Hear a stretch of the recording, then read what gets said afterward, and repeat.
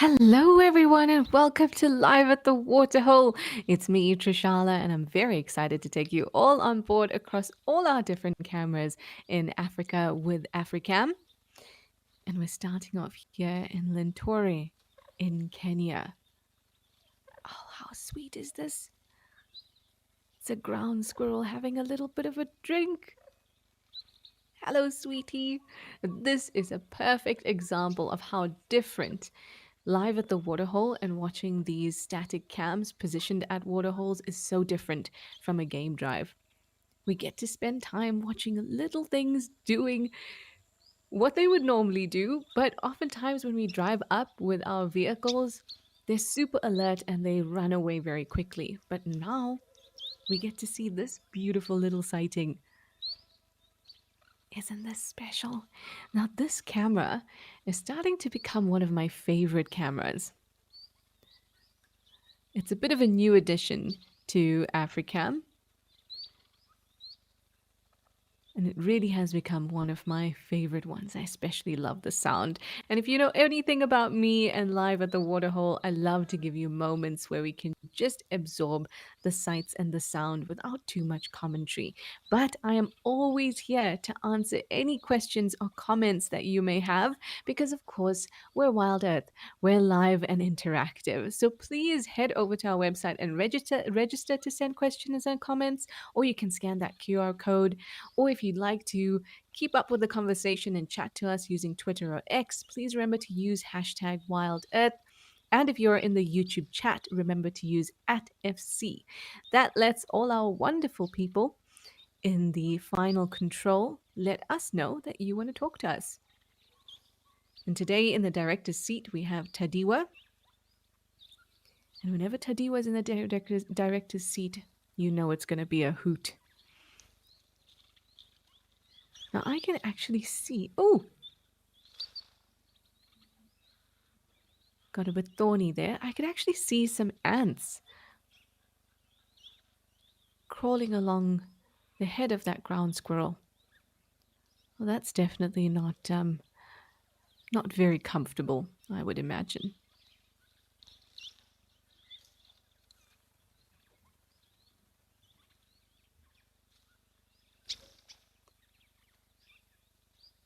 Hello, Erica. Welcome aboard again. It's so nice to hear your name. You say, "Hi, Trish. Greetings from a sunny Cape Town again." And you look forward to opening interesting conversations. Me too. Thank you so much, Erica. On Monday, when I had you all for Live at the Waterhole last, we had some really, really interesting conversations. And Erica brought up some really cool things to consider, things to think about. And that's always what I love about Live at the Waterhole. Not only do we have these cameras that are very unintrusive, that allow us to have special sightings like this of this ground squirrel, but we also have enough space to kind of think a little bit more, go a little deeper, and have really interesting discussions. And remember, there's no such thing as a silly question. Even sometimes when people ask questions that are meant to be silly, it still brings up important points and interesting discussions. Penelope Kenyon, hi. You say you love all the bird life here at Lintore. Me too. Do you remember the last time we saw the Hildebrandt starling? I wonder if we'll see it again. That was really special for me.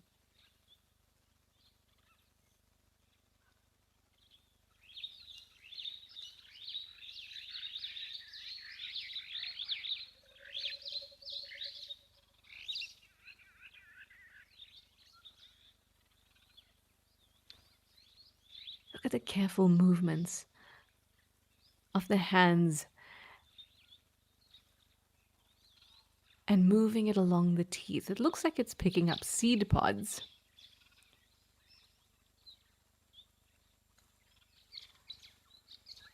Now, I'd say unstriped ground squirrel. They're ones that we definitely do get in this area.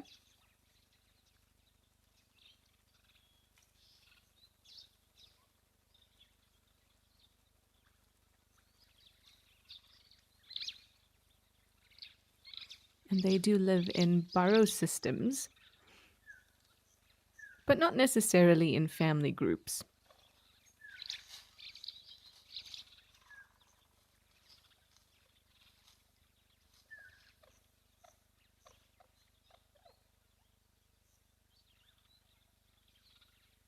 But the ground squirrels in an area will know each other, and there will be a dominance hierarchy um, amongst the group, even though they won't necessarily live in the same burrow system. Generally speaking, males are dominant over females and their offspring.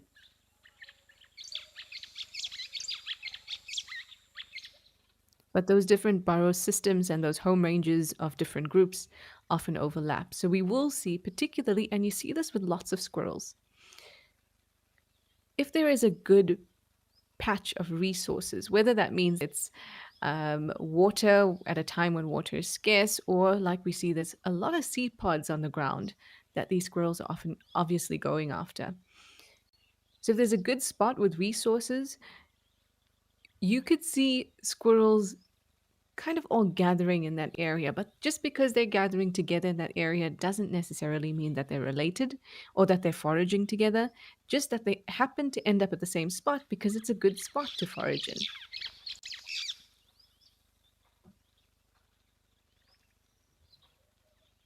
Now, they're omnivorous, again, like many squirrels.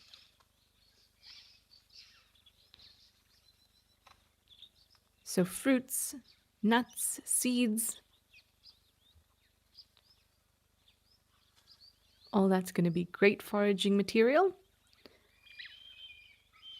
And an insect every now and then as well is definitely going to be interesting to them.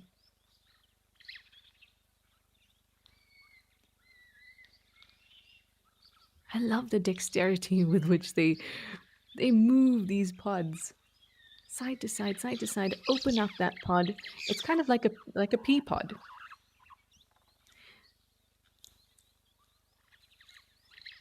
Now, plants in the family Fabaceae, they all have these seed pods, and that's how they distribute their seeds. It comes in this casing, very much like peas do. So imagine how we open a pea pod. The squirrels go around and they open up these seed pods. And they get to those juicy morsels inside. You know, seeds are kind of like the plant version of eggs. An egg is just the most perfect, easy to access bundle of amino acids, fat, protein, all in this little thing. It's kind of like I call it the protein bar of the bush. If you can get your hands on an egg, that's a complete meal right there. A good dose of nutrients. And a seed is essentially the same thing. In that seed is packed all the nutrients that a little plant needs in order to germinate and grow for those first few weeks. So if you're a squirrel and you're managing to get those, that's a pretty good diet.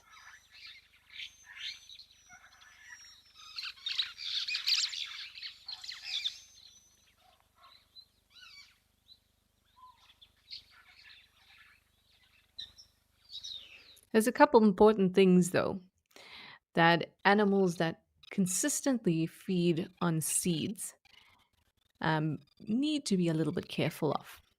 Seeds and leaves, actually. And those are two, what is the right word for it? Molecules? Are they molecules?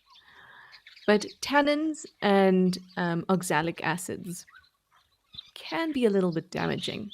So tannins are the things that we find in tea, add that bitterness or red wine. And those too much tannin can cause digestive issues. For us humans, it may mean that there's malabsorption of nutrients if we consume too much tannins. And in wild animals, if they're consuming too much tannins, then it also disrupts the digestive system. And again, malabsorption. So an animal may feel full but may not be actually getting any nutrients. So that can be a problem.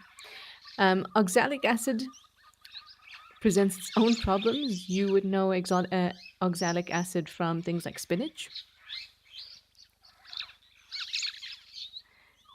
Or too much spinach can cause a couple problems. You might actually feel it in your mouth. If you eat raw spinach, you feel that astringenty almost feeling in your mouth. Weirdly, or interestingly, I should say, ground squirrels seem to be totally immune and they just eat as much tannins and oxalic acids as they like.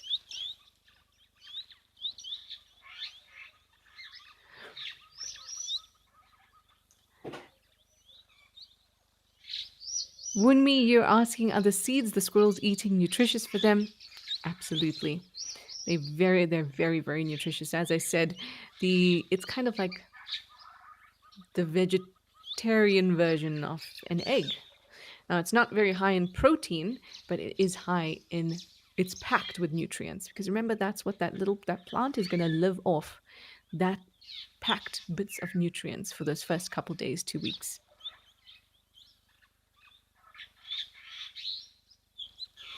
Sarah, that is an interesting question. So you say, Trish, I read that they use their tails to cover from the sun. Are the interesting proportions of all animals evolved to serve them? Maybe I'm not reading the end of this question correctly.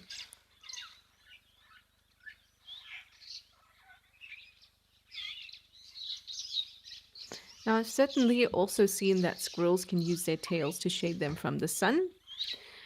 However, I don't think that that's the primary reason that squirrels have large bushy tails. Because a couple of studies, oh, we've got some firefinch.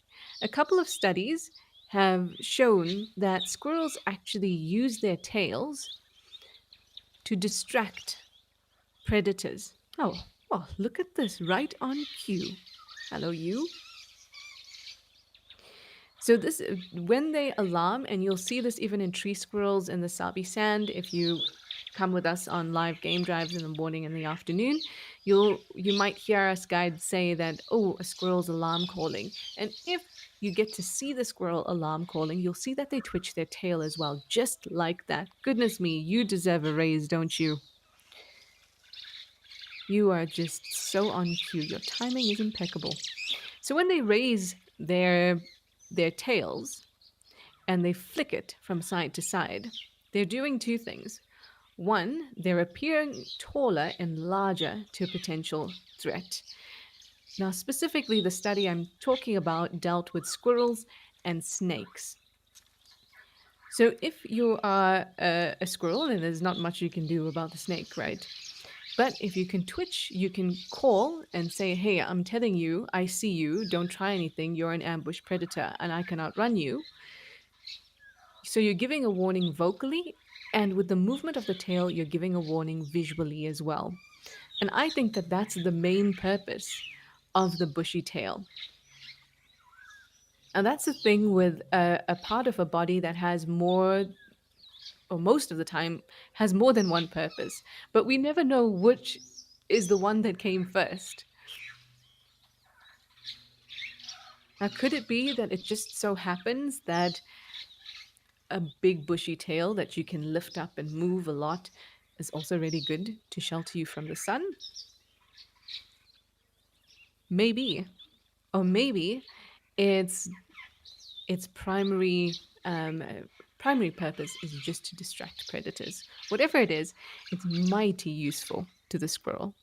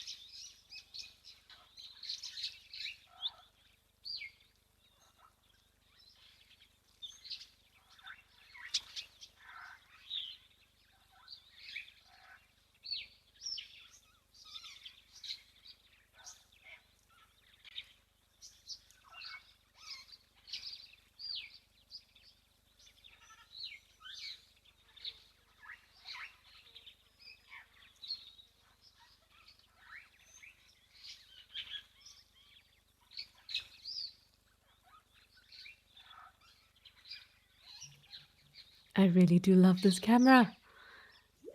Again, we're back to the cuteness. I have so many questions today, everyone. Thank you so much. I love it when you all ask questions and we get to have these interesting discussions. It's probably one of my favorite things in the world, I must say. It's kind of like, sitting at a table with like minded people and getting to discuss things that I love and care about.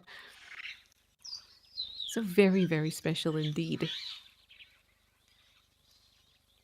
Catherine, hi. You're wondering if they store food for times when there's less availability, like squirrels do in Europe. Um, I have seen something similar. I mean, I wouldn't really call it storing. Definitely not to the extent that we see in European squirrels and that European squirrels are known for. But in Juma, in the Sabi Sand, where we have our Sabi Sand camera, I've seen the tree squirrels there hoarding marula seeds. So, in the marula seed, there's two nuts. And I've seen them hoarding it, but I've not ever seen more than one being hidden or being dug up. So I wouldn't necessarily call that kind of saving for a time when there's less availability. I think it's more trying to protect their stash from competitors. But generally speaking, we don't see that kind of behavior, that proper storing for the winter or the drought or any type of period where resources are not as readily available. We don't see that kind of behavior in African species. And that may be because our seasons don't fluctuate as much as it does in the northern hemisphere. And really, it's just the dry season and wet season that matter. And animals are very well suited, very well adapted to dealing with both those circumstances. And they're also very used to having periods of feast and famine. And this guy's definitely feasting.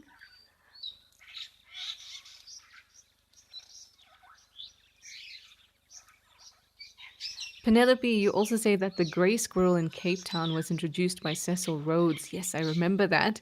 And now they're considered a danger to indigenous species. Well, those squirrels are really big.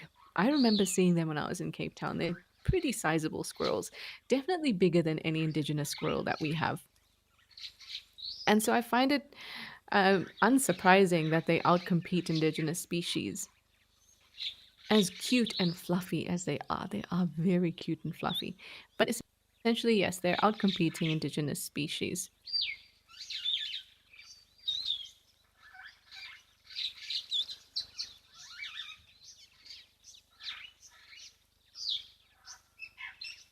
And that becomes quite a problem. But it's also an interesting discussion. How do you control how do you control that population, especially now that it's so widespread? And when does our empathy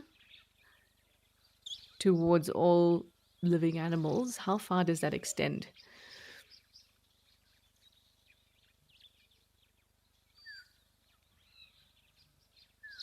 But then we're getting into a little bit of philosophy.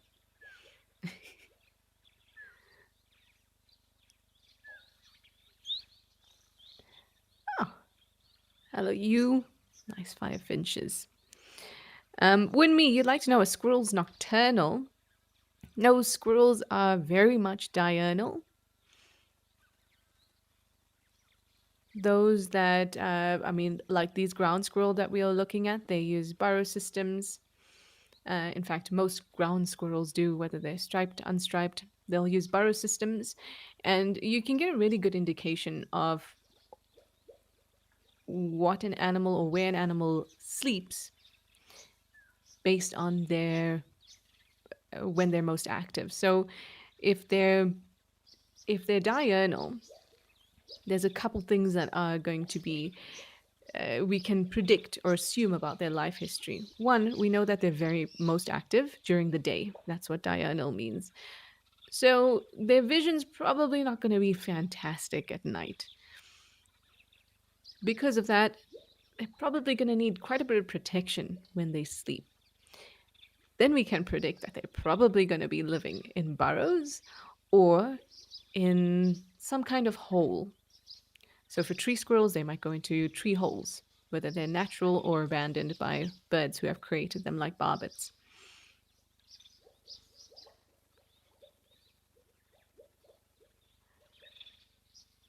Another thing to consider when we think about nocturnal and diurnal species,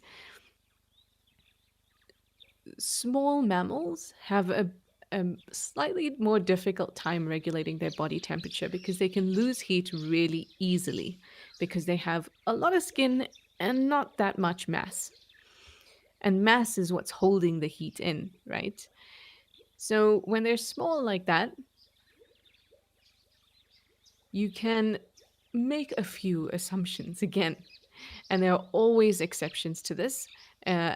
For example, we know that banded mongoose, small mammal, dwarf mongoose, small mammal, squirrels, small mammals, they are diurnal. They're going to be spending their time hidden and warm when it's cold out at night. But then you have a white-tailed mongoose, also pretty small, still the largest mongoose, but they're nocturnal. But being nocturnal when you have a small body mass as a mammal is a little bit of a speciality. So it's definitely not a 50-50 split. There are more diurnal small mammals than there are nocturnal small mammals. Another small mammal that is nocturnal is a spring hare.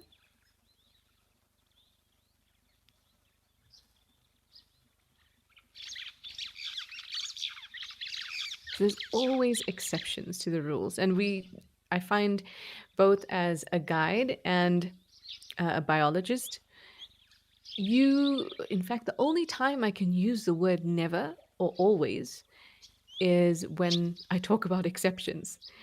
There's always an exception, and it never includes everyone, whatever I say. It's almost like you've got to be very diplomatic when we talk about life on the planet. Kind of a little bit like a politician, unfortunately. But you have to be so diplomatic because there's always an exception. Always, always. Folia do, you say, Trish, the way you explained about the squirrel was amazing and made you chuckle.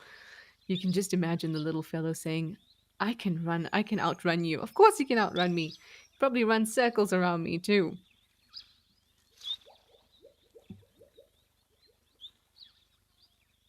Squirrels are really, really fantastic, really interesting, and sometimes overlooked, Once you go to a new place and you see this squirrel that you haven't seen before, and you realize how common it is, then you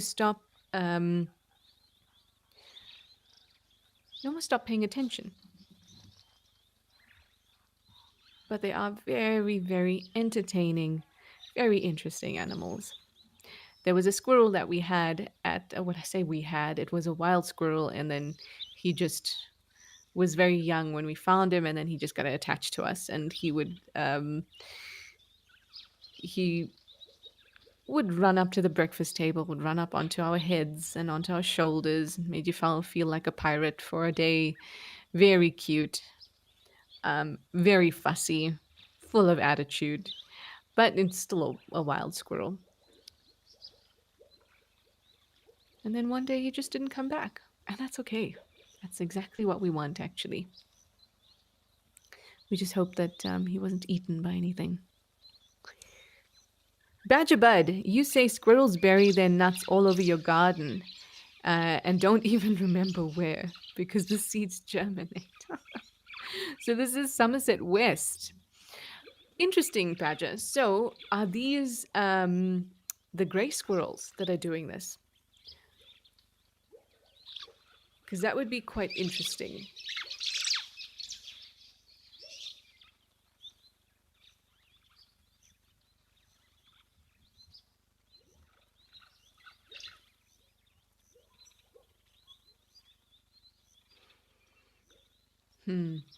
Because I'm wondering if maybe the gray squirrel, because like I said, most African species of squirrels don't necessarily hoard for the winter. They may bury a nut or two, but I haven't come across them hoarding for a resource poor time. Now I'm wondering, Badger Bud, if the squirrels you're talking about are in fact the gray squirrels that you get in Cape Town, in which case it kind of adds to them outcompeting local species in that they're bringing behaviors or they're still using behaviors that serve them well when they were Northern Hemisphere species exclusively.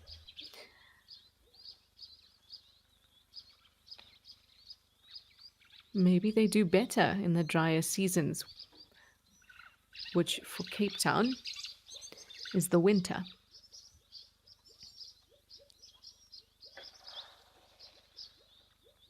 Erica, talking about the diurnal nocturnal debate, yes, it does very much depend on the specific biomes. Um, Again, it's kind of like a chicken and egg thing.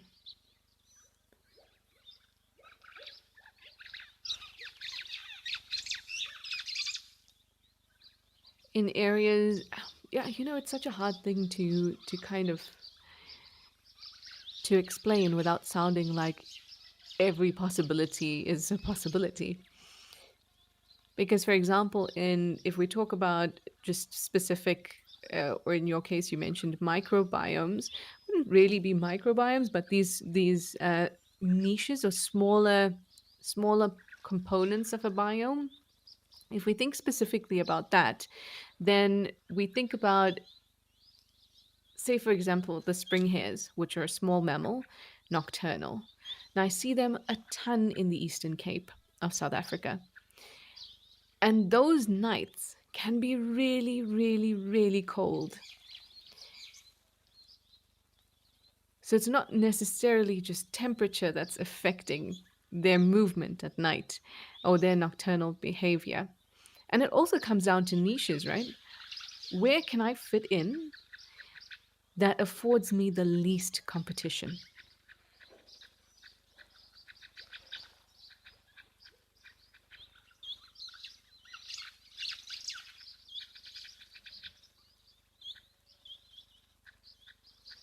So, in fact, this is what I love, isn't it? And this is what I love about nature. There are just tons and tons and tons of exceptions.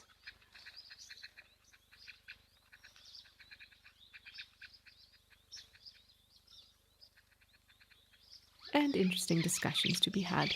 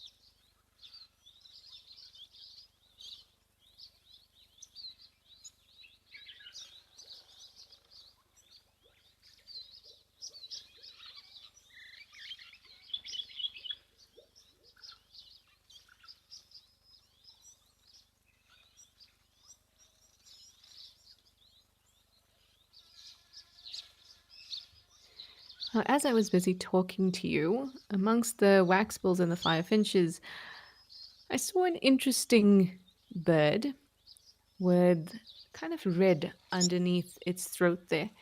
And I was just having a think about it, and I think it might be a cutthroat finch. But hopefully we could, well, it will come back and we can have a bit of, there we go. There we go, on the left there. That looks like a cutthroat finch to me.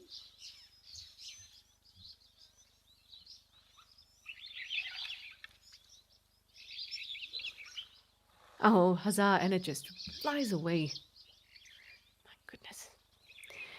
That's how they are, these birds. They fly.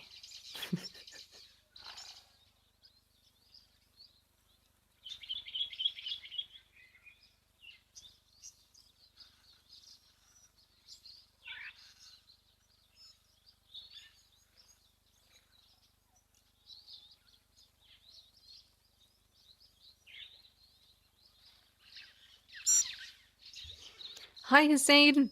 My pleasure. I'm really happy that you are enjoying Live at the Waterhole and the bits of detail that we managed to get into. That makes me feel really good.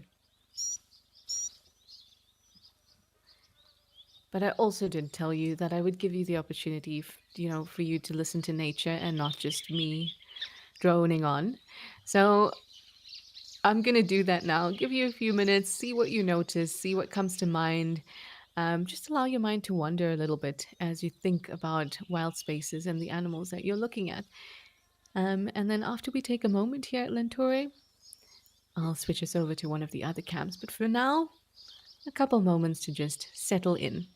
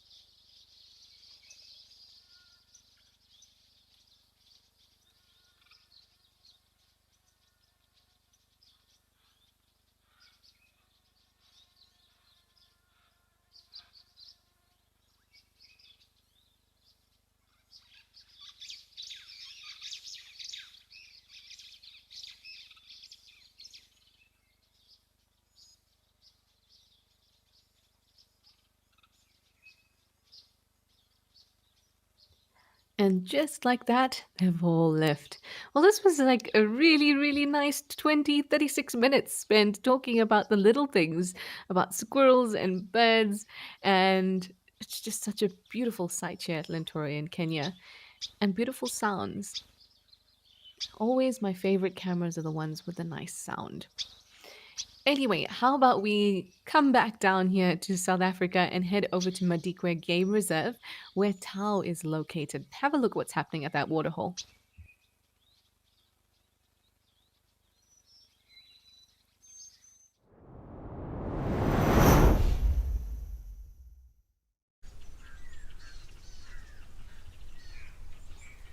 Oh my goodness, it always blows my mind how green Tau has become.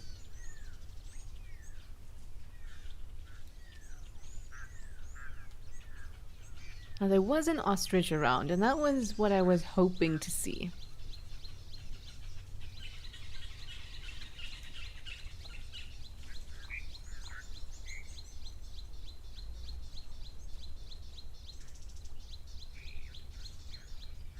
Tadiwa is now saying she wasn't imagining it. There was, in fact, an ostrich here. Was it a green ostrich, Tadiwa, and it's just blended in too well?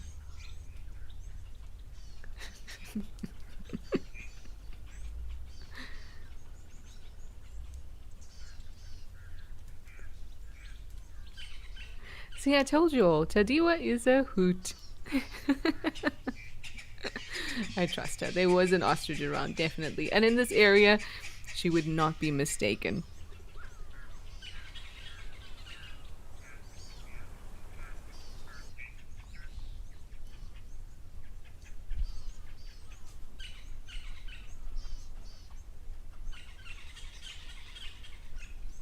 Oh.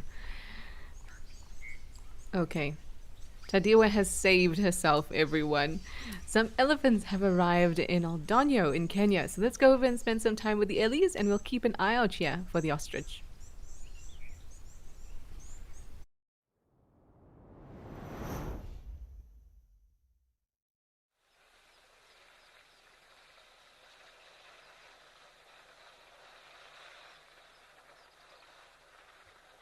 I have been waiting for elephants to show up here at Aldonio for a while because Aldonio is one of those cameras that has wonderful sounds, is bright, is beautiful, and this waterhole is always busy.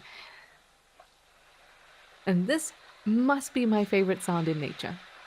Sound of elephants drinking. So I think we can get a little closer to these guys and we're gonna just sit back and enjoy these sounds.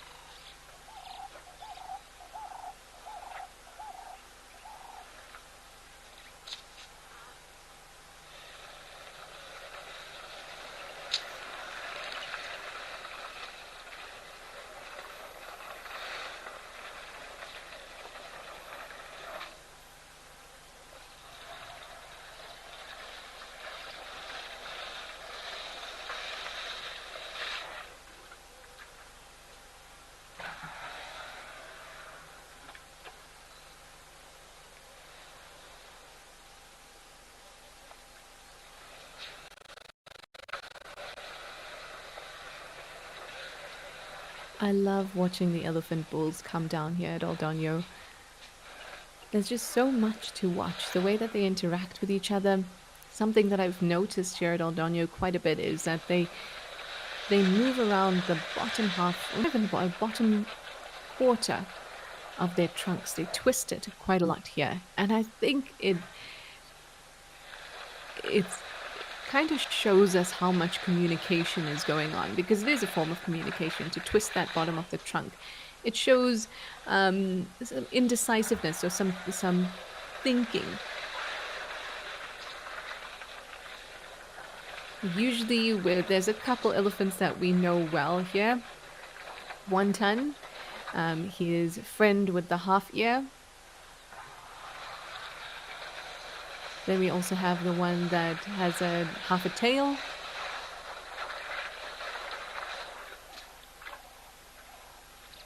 I haven't seen one ton in a long time. He's got magnificent tusks. So it would be an absolute treat if we get to see him. Lucy, you're asking if elephants are territorial. No, elephants have home ranges, massive, massive home ranges.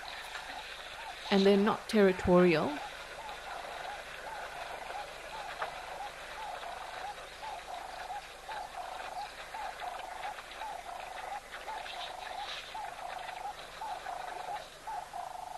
But that doesn't mean that they won't display territorial behavior.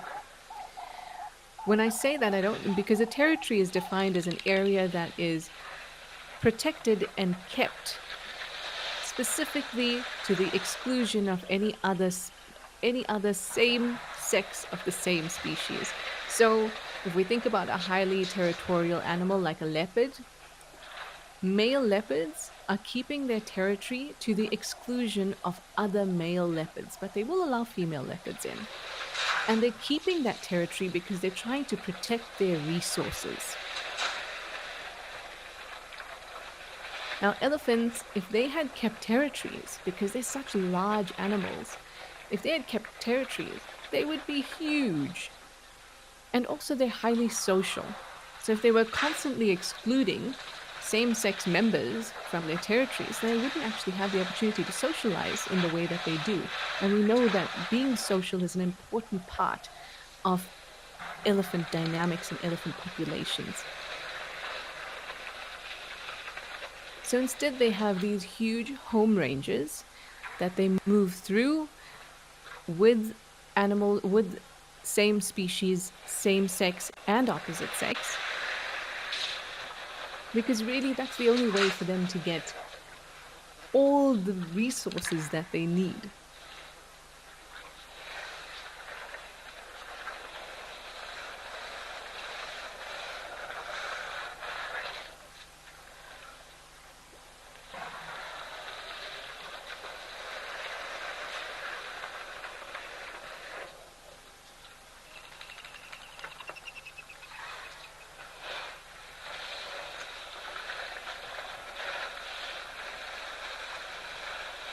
Now, when I say that elephants still display territorial behavior, what I'm really saying, maybe it's actually that's bad wording, they still display dominance behavior. And just because they're not territorial doesn't mean that there isn't a dominance hierarchy. Doesn't mean that everyone's on the same playing field. And in order to figure out that dominance hierarchy, they still need to display, they still need to show how big and strong they are. And that can often look like territorial behavior, but it's not, because they're not defending a specific area based on protecting resources.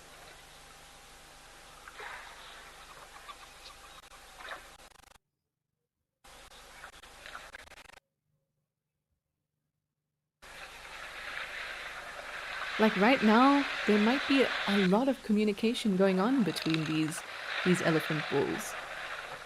Maybe they're sorting out some differences as we're watching them. You can see who's right in at the waterhole, who's standing a little further away. Who's taking cues from who? Who's looking to another individual to allow them to come closer, to allow them the space to drink?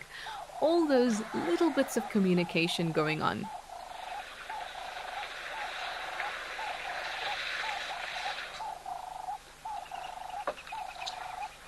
I think one of the greatest gifts that you can give yourself in the bush is to sit and watch an elephant herd or elephants at a waterhole, anywhere where you can sit and watch them for a prolonged period. And just take note and observe all the little ways in which they communicate.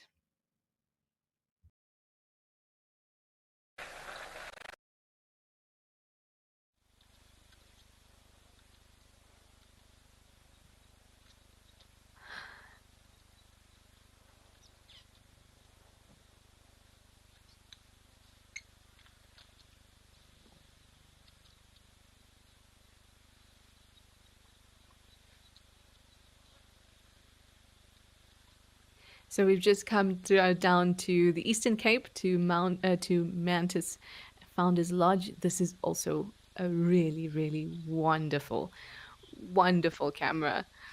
You get to see beautiful rhinos on this camera. And now we get to see these two little piglets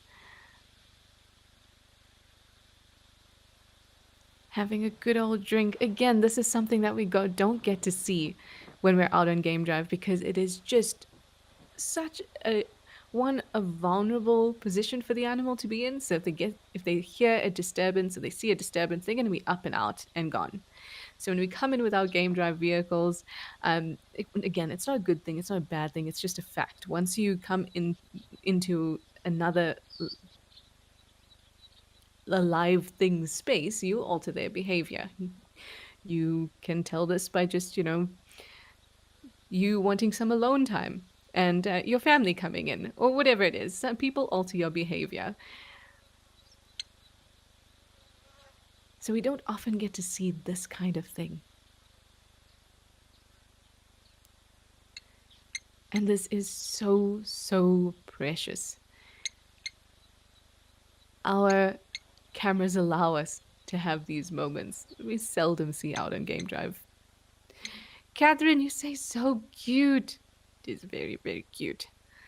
Little warties just enjoying themselves.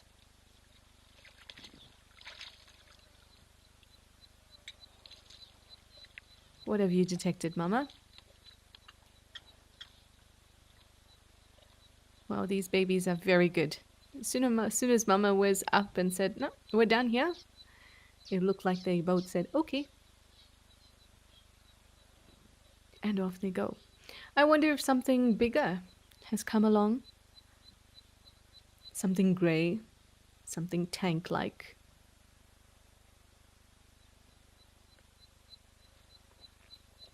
Oh, oh, and now we have him. Oh, there's nothing like a little bit of sibling love, is there?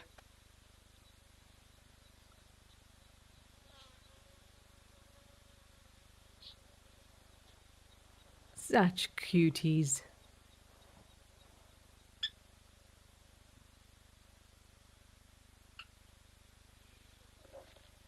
Funny, Adu, you are asking, what's the bird called that impales their prey, and do we have them here? Yes, we do. It's a type of shrike.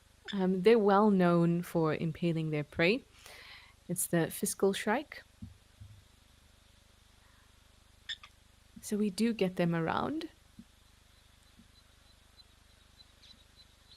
I think I've only seen the impaling behavior once, though.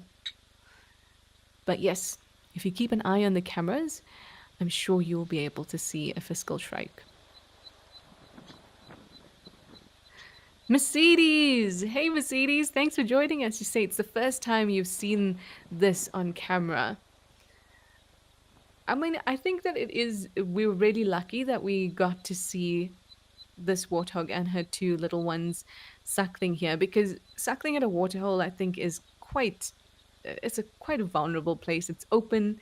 Many animals come through and drink here.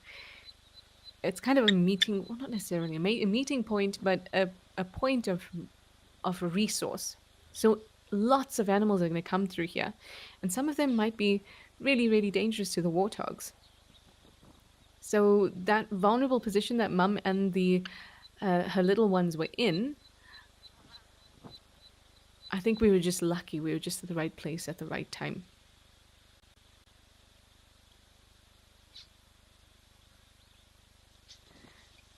Oh, some other interesting behavior that we're seeing here.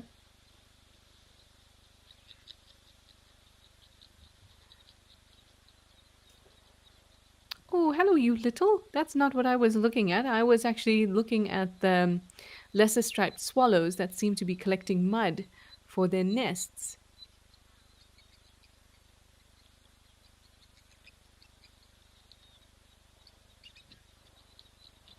But you are not a lesser striped swallow. You look like there's a lesser striped swallow.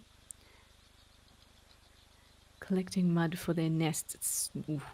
It is so interesting to see them do this.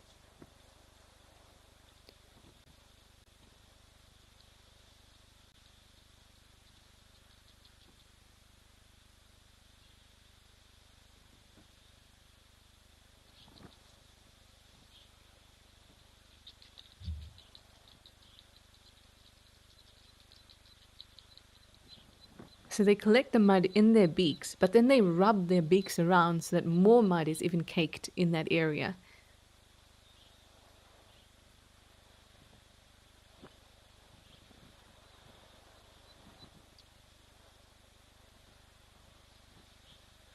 And they build their nests all over the place. I've seen them, um, where there's a join in the wall, anywhere where there's a right angle in a wall, sometimes right above room entrances, and they make a racket sometimes. Not all the time. They kind of sound a little bit like a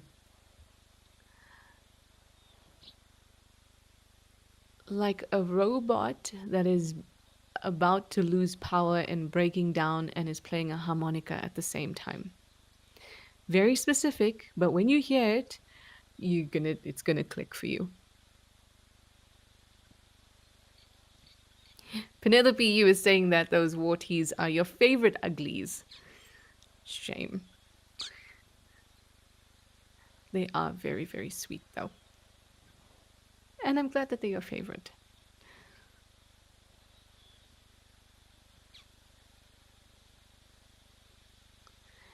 Hello, lesser striped swallows. Could you please call for everyone so they can hear that I'm not going mad in my description of what you sound like? I think that was a no.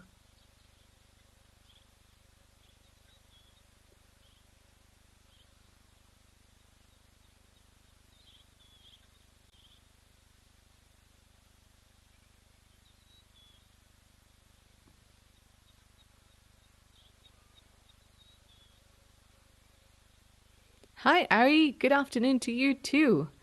Thank you for joining us all the way from the Netherlands. We're here at Founders Lodge in the Eastern Cape. We've had some really awesome discussions and sightings so far. And now we're watching these guys collect some mud for their nests and waiting for them to call for us. I think it's going to happen, everyone, so I'm going to be quiet. And then you're going to say, yes, that does sound like a broken down robot losing power playing a harmonica at the same time.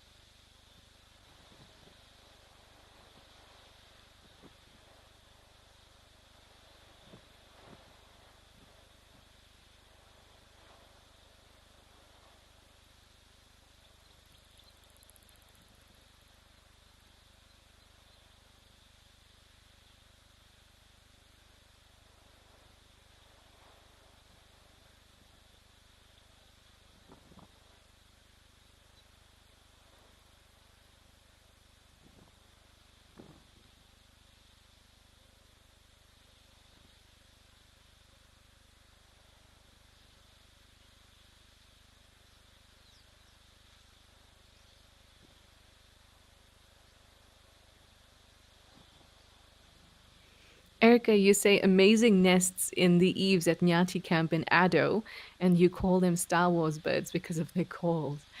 Yes, I think that's apt as well. Their call sounds like something out of a sci-fi movie.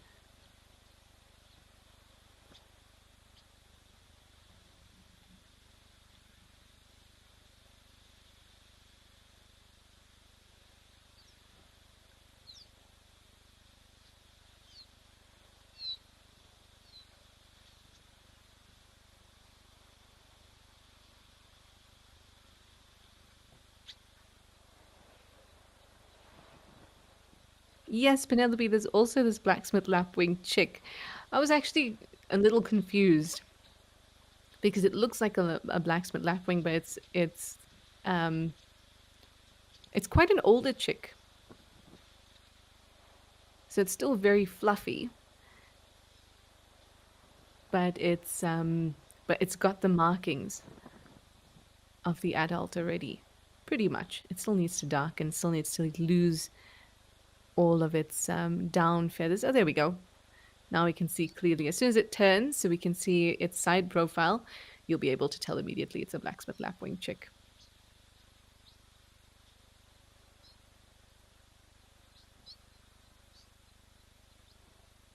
There, look at that facial marking. And look at the breast. That band across the breast, definitely starting to get some adult markings. Actually, a bit more way to go than I first thought when we were looking from afar. You can still see brownie spots and that mottled coloration.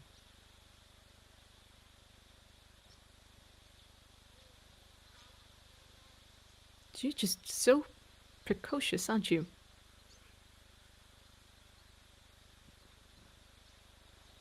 Where's your mum and dad? I don't need my mum and dad. I'm independent. I'm a big, big chick. Certainly looks so. Looks nice and strong, and that's what we love to see in young animals. Strength and independence. Because those things are for their survival.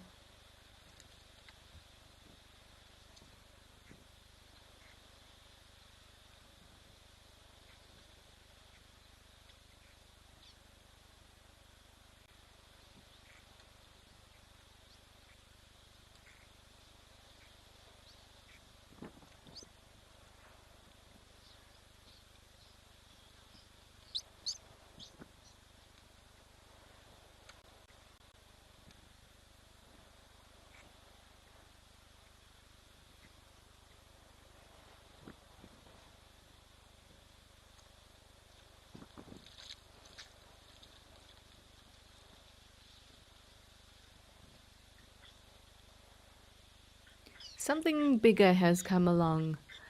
I can hear something in the water. At least I did hear something in the water.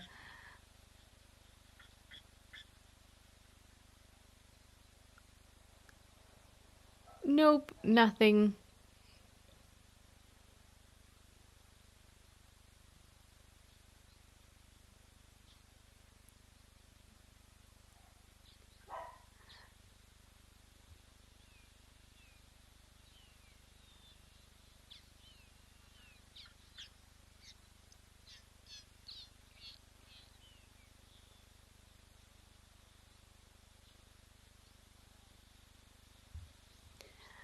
I hope you heard that.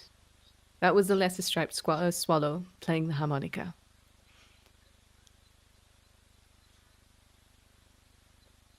I would love to find a birder. I mean, I wouldn't consider myself a birder. I mean, I like birding, but I'm not a birder. It definitely is. It's a lifestyle. But I'd love to meet a birder who could make a lesser striped swallow sound.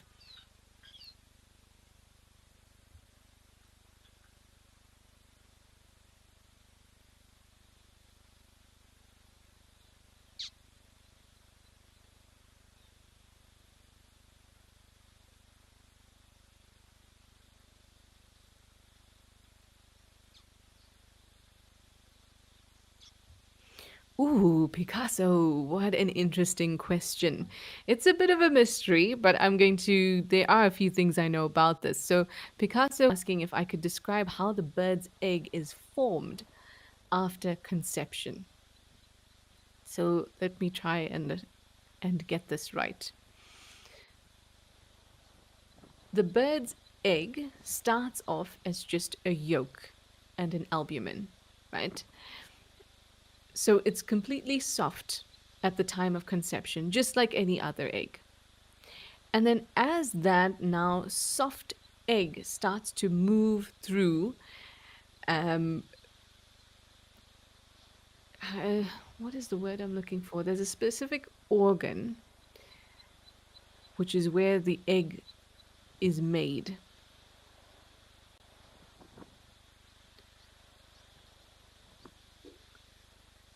I mean, not the ovaries, not where the egg is made in that sense, but when it comes through the ovaries and through the oviduct,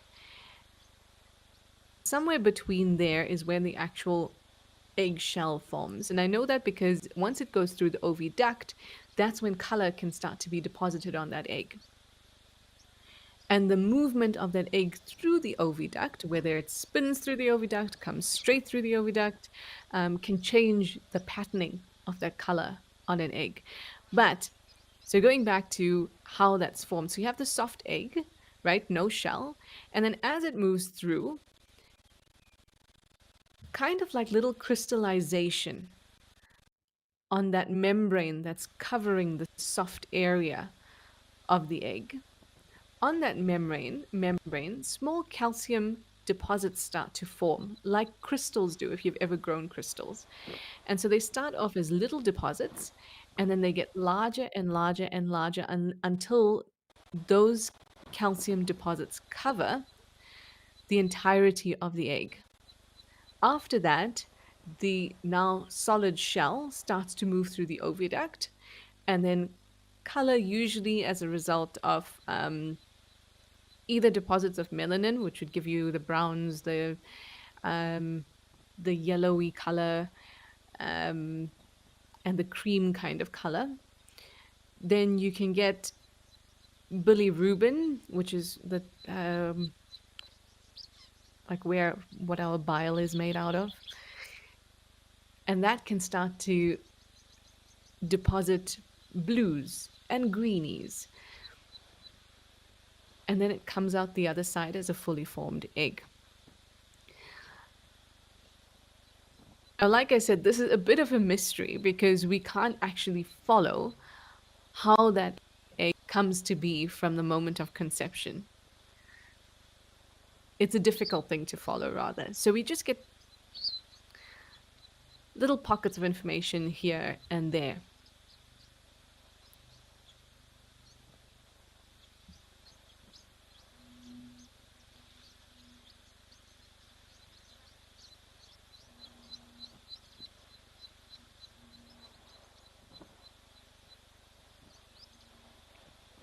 There is an actual um, there's an actual gland that is associated with the creation of the shell, and those kickstarting or catalyzing that reaction for the calcium carbonate deposits on the egg.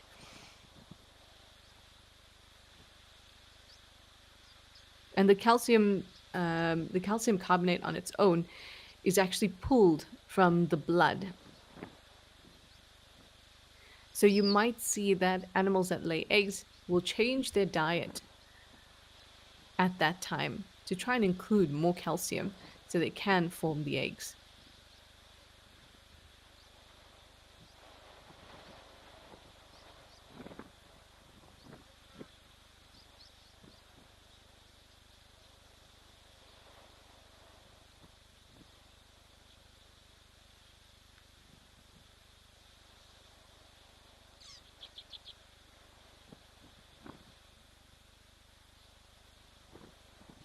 And what's quite amazing is that, at least from what I remember, the deposits of calcium carbonate to create the egg shell happens pretty quickly, like within a day. And obviously, that's going to be different for different species. If it's a small species with small eggs, it's very likely that it's going to be quicker than, say, a chicken or an ostrich for that matter.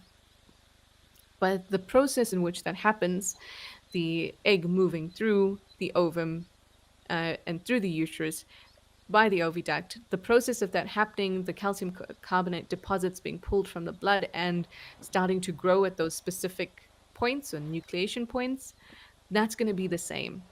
But the time that it takes for that to happen is going to vary across different species.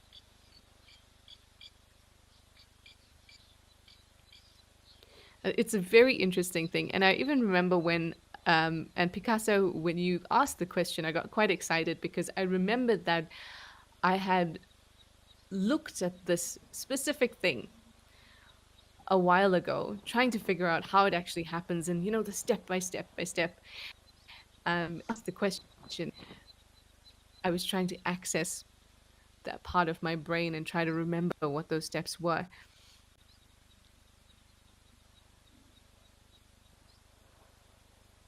And I kind of had to um, grab bits of information from different places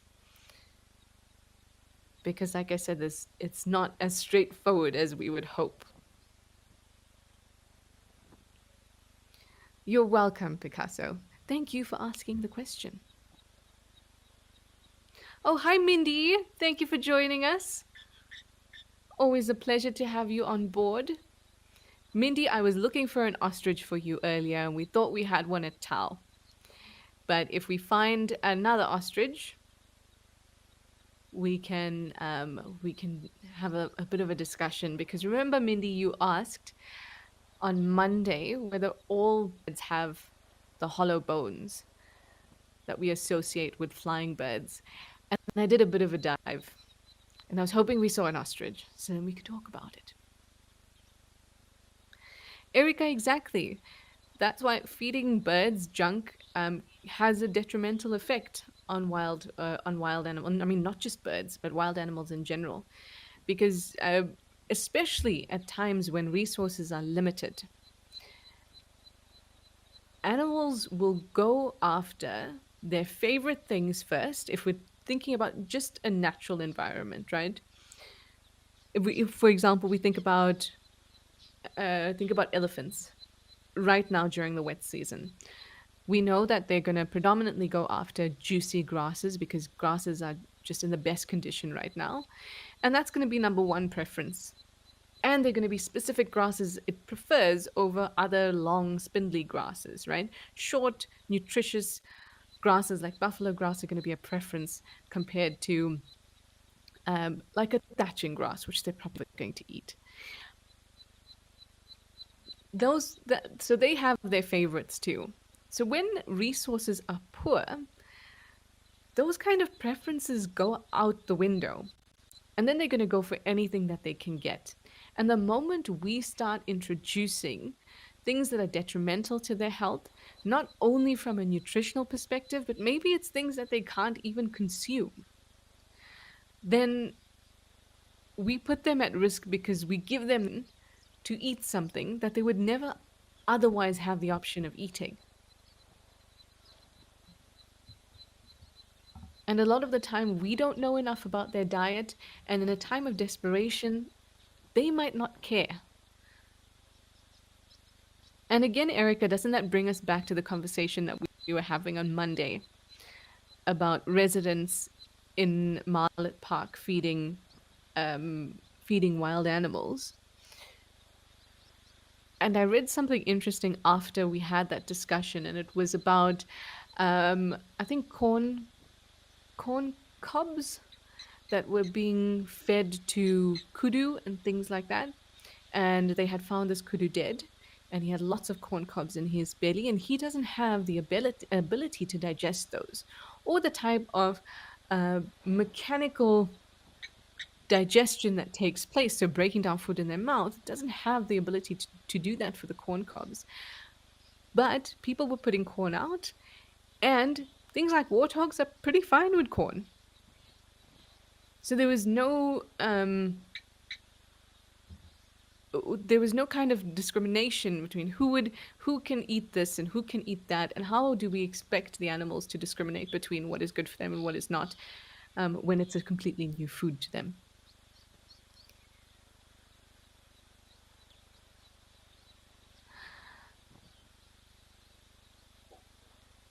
Anyway, Mika was talking to me, but I was just so into my storytelling here, or my science telling.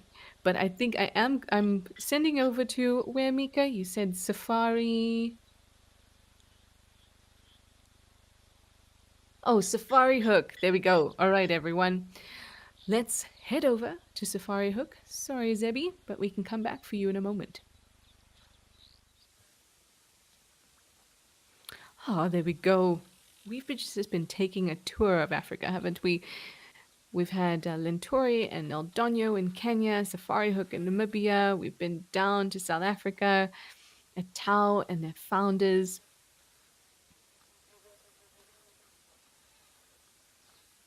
having a good old tour.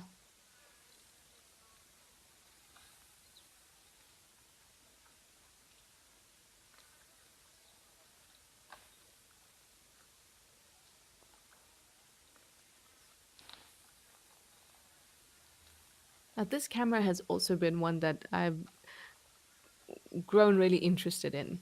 Do you see that little island in the middle there with the dead tree? There used to be a black mamba that lived there, or at least used to be seen quite frequently.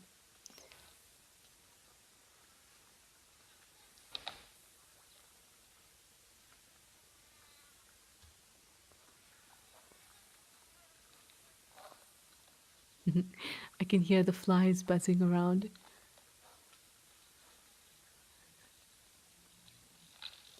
Bindi, you're welcome. I love crazy questions. Crazy questions make us more curious about the natural world, quite honestly, and teach us things. So I love all of your crazy questions. Oh, we've got some impala having a fight here. I'm going to be quiet because sometimes the locking of horns is a beautiful sound.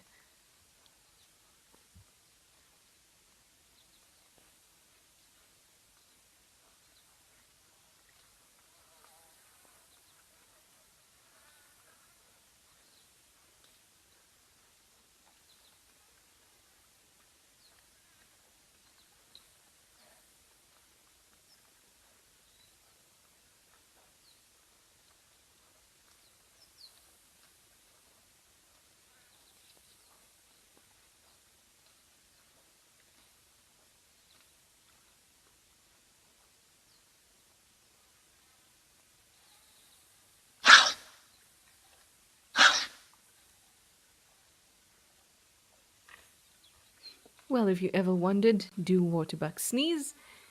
There's your answer.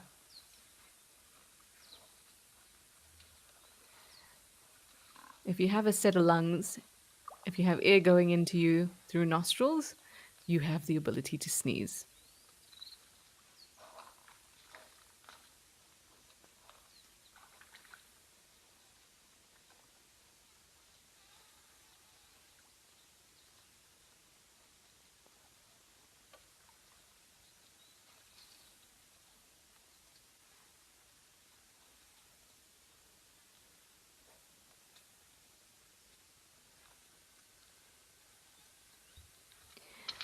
There's definitely a lot less green here at Safari Hook in Namibia, but we know that Namibia has a slightly more arid environment compared to South Africa, less rainfall, and animals that are very well suited to dealing with these conditions.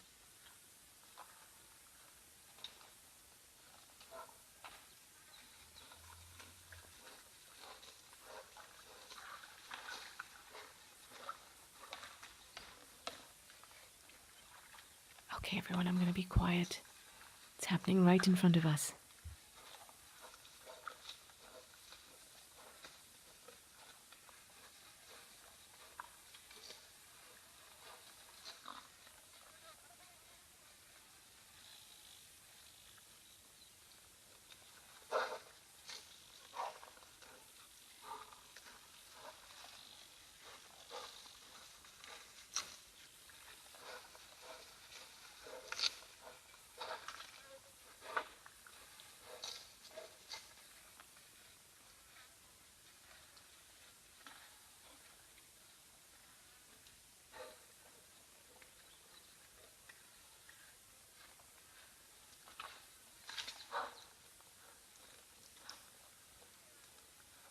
I'm going to keep quiet for just a little longer.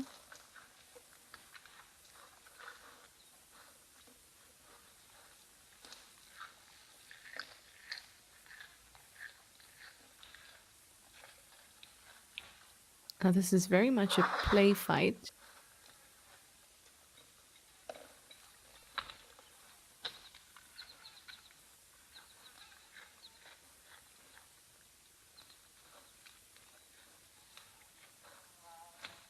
It's sparring practice.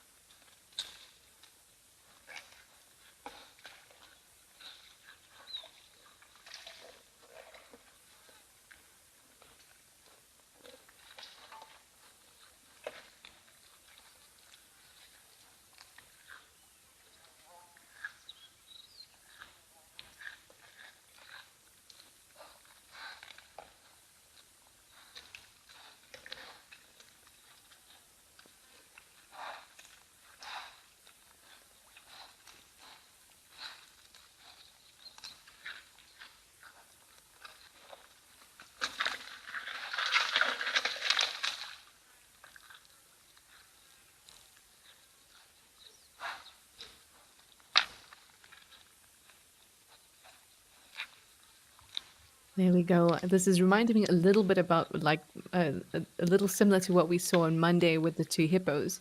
You can see that they're obviously both bulls, both males. The one on the left is significantly smaller than the one on the right, but this is not a serious fight. This is practice, but it gives us a little window into what a serious fight could be like. Every now and then they have this burst of energy.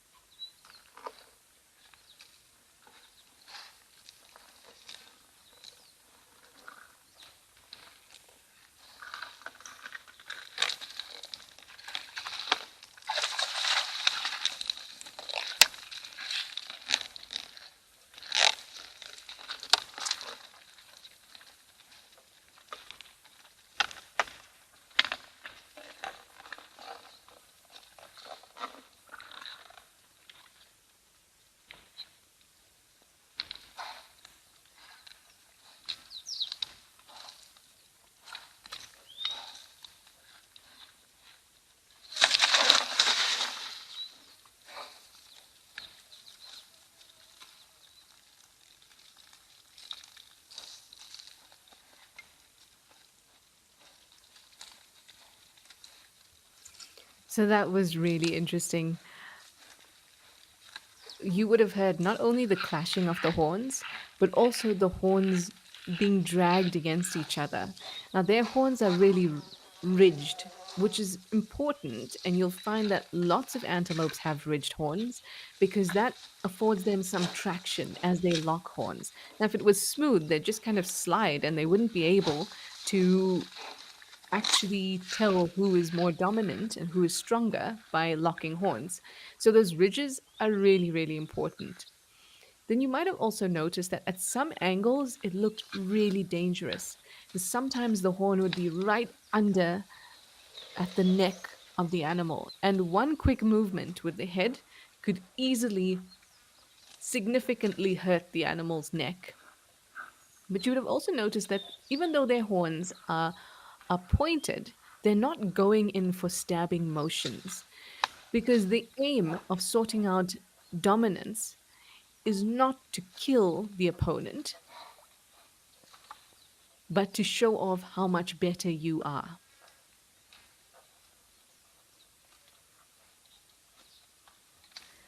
Now, Sandy, you're wondering, how do I know that they're play fighting? Because when you see a serious fight, you'll know immediately that they are play fighting. Apart from that, they were standing together pretty normally and just chilling, enjoying the water, eating before they decided that they wanted to fight. Nobody was posturing before that. They weren't showing off in any way. They were they just decided to link their horns at that moment. Now also behavior afterwards, once the unfortunate loser moved away pretty quickly, they're back to normal. Two of them are like, okay, well, let's go back to what we were doing before.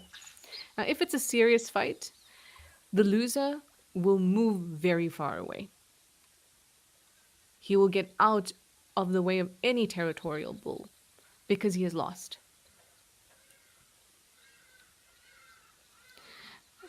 Oh, I wonder if you can hear the hardy-does that are flying over my road, over my roof.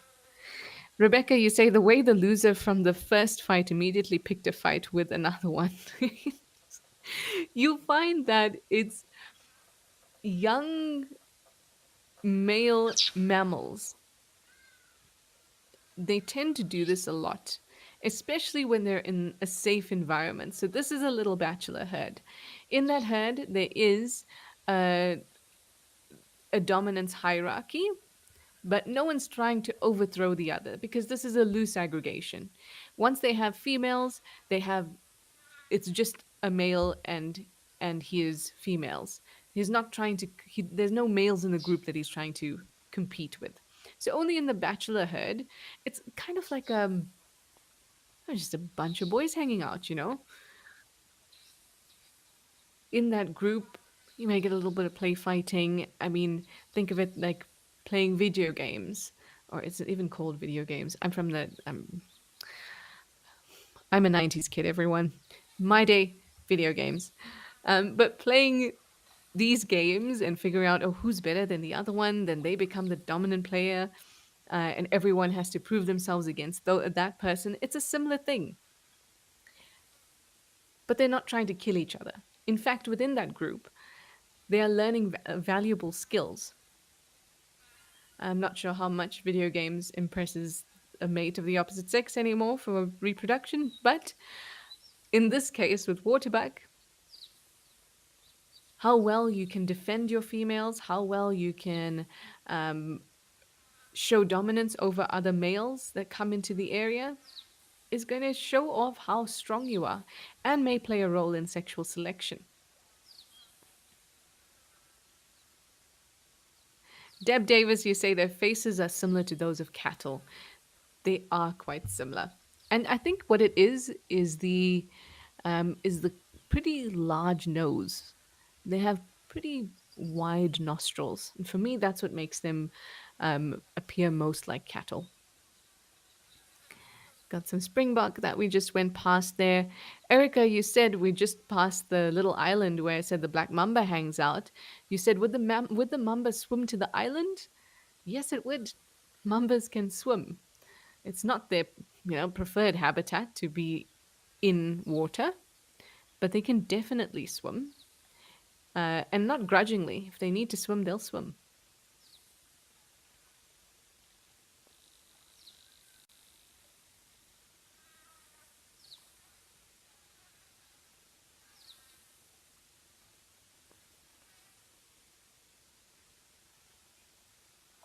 Sandy, you had an interesting question a little earlier on, and you were asking how do animals climatize themselves when moved to another country?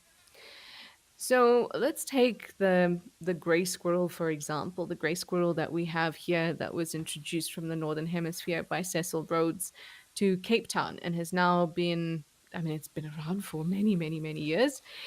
Uh, and they do really well and they're outcompeting native species. So they're essentially an invasive species. Now, we hear a lot about invasive species, and the reason that they do so well in other environments when they're moved is because they can take advantage of things and outcompete native species because they are already used to a particular way in their native country. So maybe for them it's okay to eat these poison berries because they're used to eating these kinds of poison berries. But there's the flip side of that as well. Yes, there are animals that come in and can outcompete native species and basically acclimatize so well that they're better than everyone else. But there's the flip side of that too. Animals can be introduced to a new area and just completely flop. For example, dung beetles were taken to Australia. I can't remember when, but they were taken to Australia to remove piles of dung that was building up from sheep farming. And they thought that this would be a really good biological control for getting rid of all the dung. And it makes sense. But before they came into the country, they had to be quarantined and sanitized. Now, dung beetles have a symbiotic relationship with some mites. And if you have a close look at a dung beetle and you pick it up and you look at the underside, you might see these white things in them. These are these mites. How exactly these mites are able to assist the dung beetle with navigation, we don't know. But when they are not present, the dung beetles are not able to navigate in with the same kind of accuracy and efficiency as they are able to when the mites are around. So these dung beetles that were taken to Australia and cleaned and removed, the mites were removed, were not able to work and were completely unsuccessful in that new environment. So that's the flip side of an invasive species. So not all animals can acclimatize. Um, and if they do, they tend to do really well because it's almost like a brand new environment, brand new niche for them, and nobody else is filling it. Or they can do really, really badly and die in that new environment.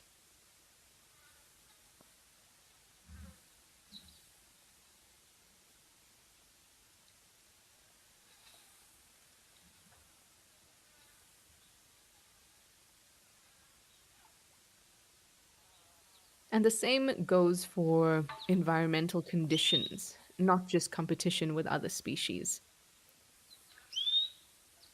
If it's too dry, if it's too hot, animals can change their behavior. But adaptations and evolution doesn't work on individuals, it works in populations. So individuals removed from a super cold environment and put into a Namibia, for example, are probably not going to do very well and are going to die. But say you move a population over, and then with a population means there's ability to breed. Every time there's the ability to reproduce, it means that there is the potential for mutations and for changes within individuals. And then we might see adaptations start to pop up. But again, we're talking about evolutionary time.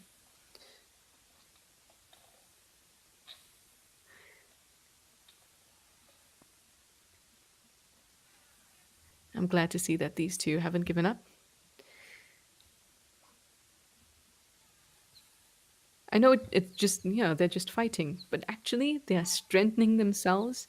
They are learning what hurts, what doesn't hurt, what are good moves for them, what causes the most discomfort for their opponent or the pain for their opponent, what's the best strategy. They're getting stronger.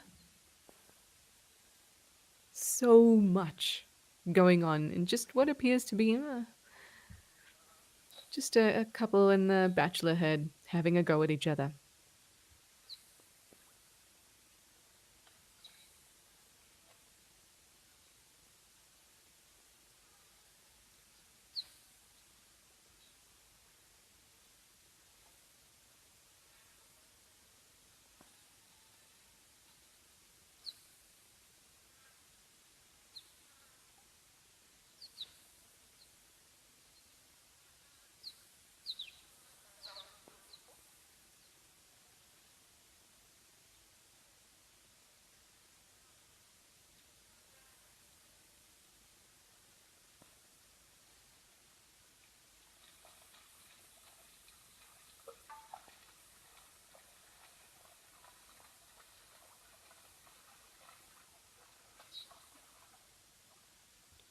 Yet again, fight is over. Or is it? Oh no, looks like it's over.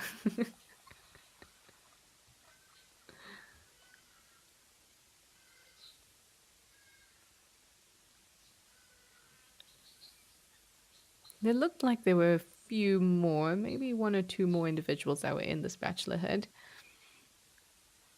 And if you watch a bachelor herd over some time, whether it's waterbucks, impalas, elephants,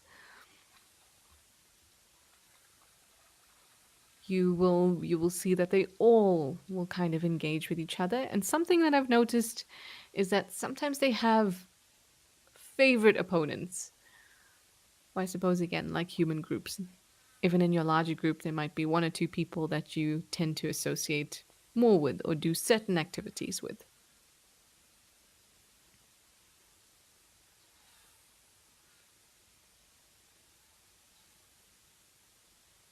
Now, chatting about different species introduced into different environments, Mindy was saying that she remembers hearing about these. And these are great examples of how dangerous it can be to alter one part of an ecosystem without knowing all the factors involved. And and that's the things that you can never know all of them. And knowing enough takes a lot of time. There can be unintended consequences to lots of movements and changes that we can make, even with the best intentions.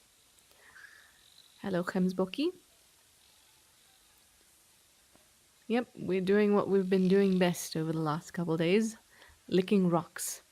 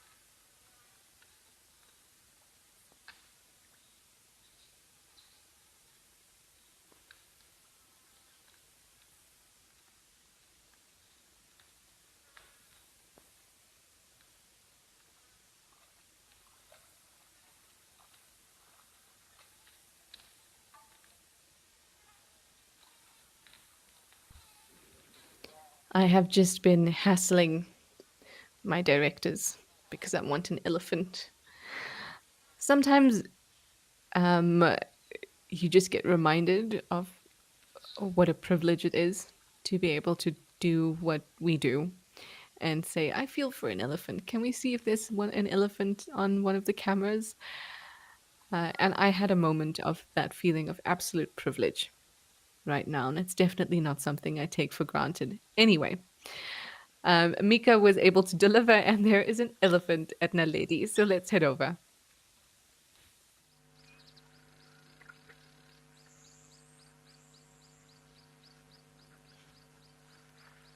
They love this well.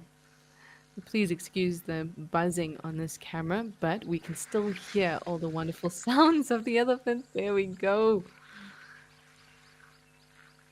Oh, enjoy, everyone. This is going to be great.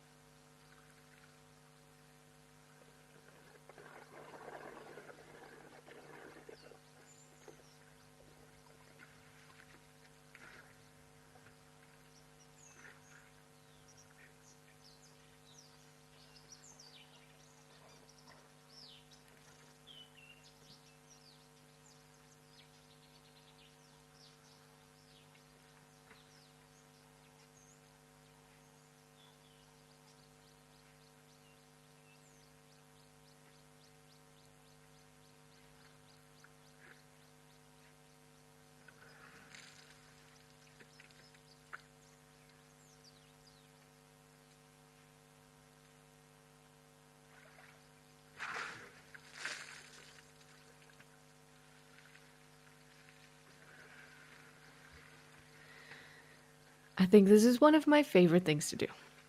I've probably said that 100 times, but just observing an elephant by the water. I mean, at the moment, he's not drinking. I mean, he's barely splashing himself. It's not a serious splash. This is just fun. How wonderful to watch animals just have fun, to feel so safe and satisfied.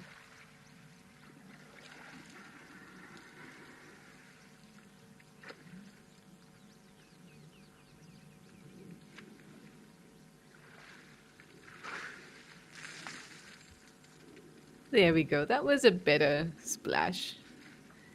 I mean, he's causing a lot of ripples in that well.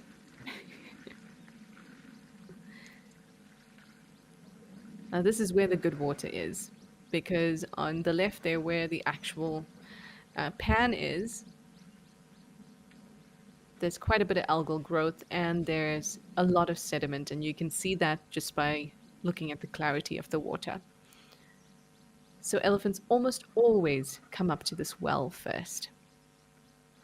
That's where they have a drink. If they want to have a bit of a full body swim, then they go into the larger area.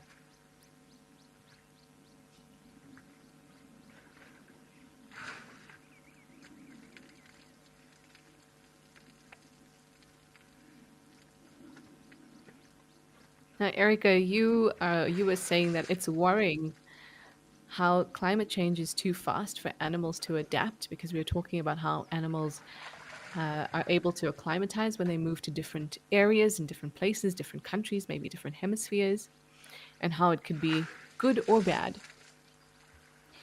And with climate change, it's a similar, I'm speaking completely biologically right now, it's a similar kind of thing. There might already be animals that are existing at the very edge of what is possible for them. Think about animals that live at the equator, who are living at what is at the very edge of their capabilities and their tolerance for heat. If things start to get cooler there, but heat up at the poles, that might not be so bad for them.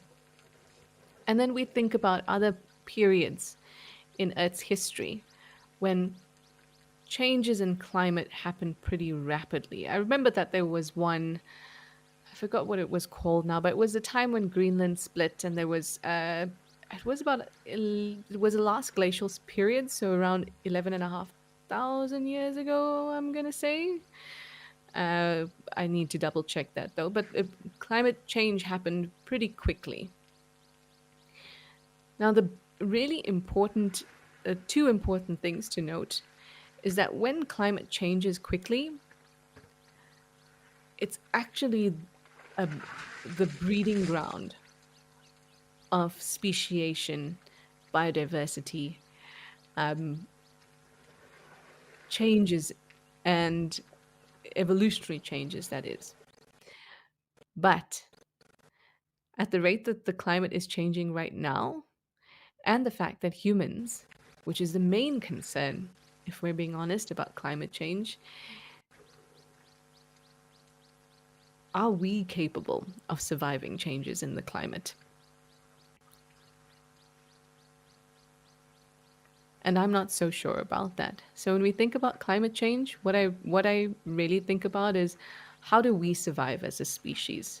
Because we know that the Earth has been through periods like this, maybe not as rapid, some as rapid, but the Earth has been through periods like this and it has been able to recover. There's nothing that we could do that would make the Earth irrecoverable. It is an incredible planet that has changed many, many times over its billions of years of existence. But will we? And will we be satisfied knowing that we caused the demise of our own species? And I think because animals have constantly needed to adapt, they fare a far better chance than we do. Because remember, we stopped adapting to our environment. We started to change our environment. When it got too hot, we got fans, we got air conditioners. So that pressure to change and adapt started to, well, not be pressure anymore.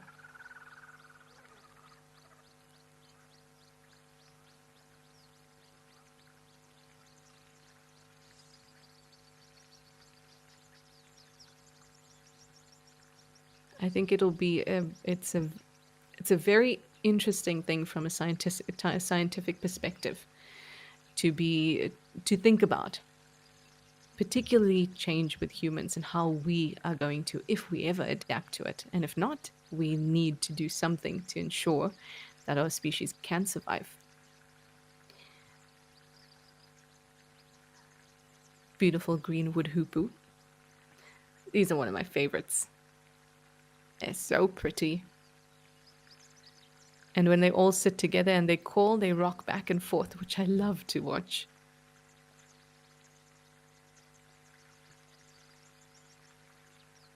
Erica, you're welcome. These are the kinds of discussions that allow us to think more deeply about our existence and the type of legacy that we want to have on this planet.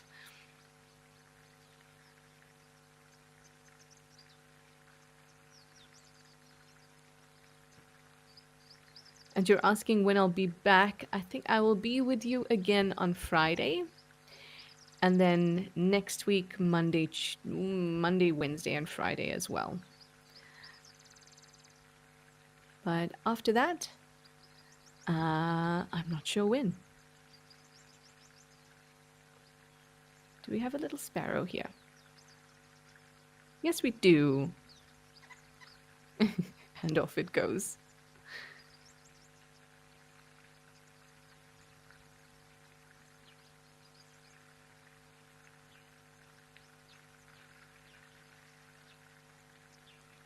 All right, our Ellie has moved away, and we are going to go back to the zebras that we promised that we would go back to see at Founders.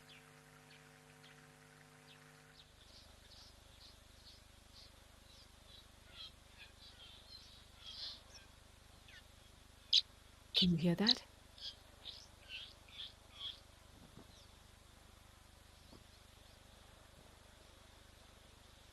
Yes. Harmonica playing Star Wars robots right there. And how different the environment is moving from Naledi here to the Eastern Cape. Red soils, different type of vegetation. As we move along the coast from northern KwaZulu-Natal in the east, where it's super lush, super bushy, like we see at Tembe Elephant Park, which is in that region. And then we start to come further south. That vegetation remains mostly like that throughout KwaZulu-Natal. And then as we enter the Eastern Cape, going down our coast, you see that vegetation starts to get stockier, hardier, more sparse. And then eventually you end up down in the Western Cape where we have a change to fynbos, which is hardier, even more weather resistant, and incredibly biodiverse. Yet Founders sort of in between. Getting fynbos-like vegetation, particularly in this area. There are lots of little habitats. And there are pockets of fynbos. But for the most part, we're looking at Albany thicket, which is what you're seeing, these little pockets.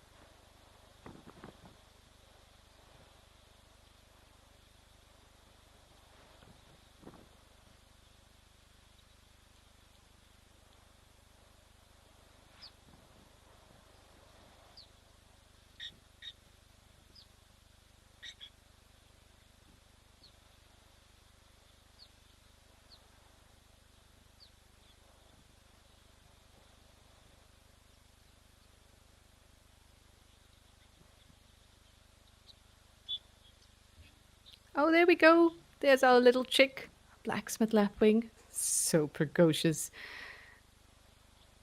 moving around happily, looking for little invertebrates, little insects.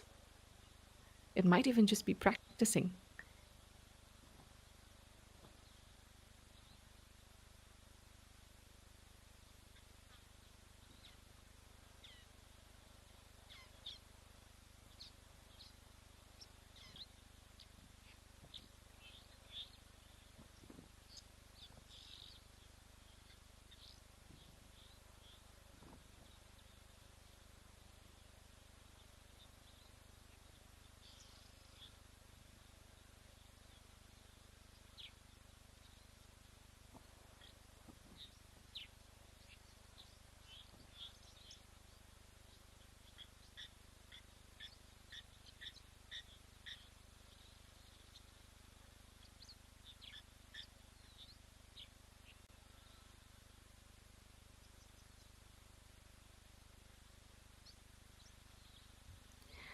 Oh, Mindy, you strike again. And I'm going to have to, I do know this one. Mindy's looking at the stripes in the zebra and wondering what the direction of animal stripes. Do they all go the same way or deviate in that direction? I did a deep dive on this one, but I'm going to have to chat to you about it on Friday when I'm next with you because it's really interesting the way that stripes and spots develop and they develop through the same mechanism. But the way the reaction goes is what determines that direction. So, super cool stuff. Raw, you say, thanks, Trish. Always a pleasure. Well, it's always a pleasure to be with all of you. And thank you so much for asking so many questions and comments today. Having this level of interaction with all of you makes all the difference. You all are awesome. So thanks for another great live at the Waterhole, everyone. See you on Friday, and goodbye for now.